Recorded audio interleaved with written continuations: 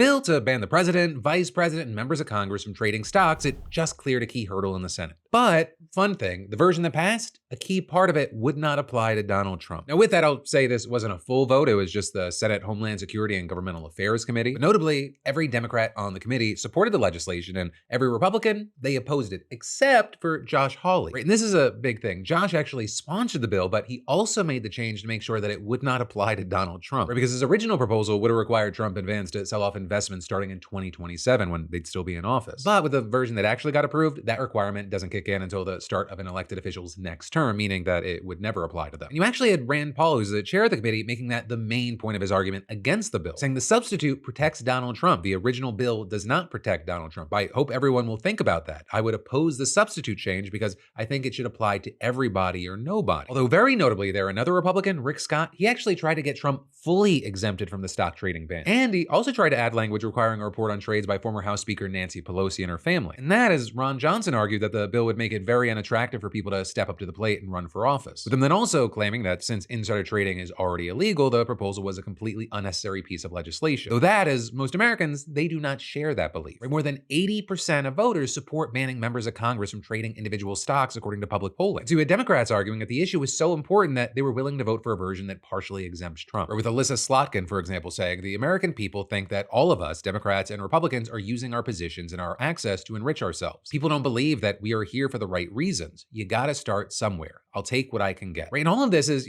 this is an area where there actually could be an opportunity for bipartisanship. Understand that both Democrats and Republicans have made money trading stocks. And because of that, it's helped fuel a push for new rules against it from both sides of the aisle. For example, the likes of Alexandria Ocasio-Cortez supporting it, but also people like far-right Republican Chip Roy. And then, as far as Donald Trump, in the past, he suggested that he'd sign a bill if it ended up on his desk. But then with this committee vote, you just had him attacking Hawley, writing on social media. I don't think real Republicans want to see their president, who has had unprecedented success, targeted because of the whims of a second-tier senator named Josh Hawley. So ultimately, you have this situation where you have Donald Trump and his Republican-controlled Congress that he's essentially told to stand back and stand by. So there's this question based off of how he's acting now, even though there's seemingly bipartisan support for this, does it even come up for a full vote before the Senate?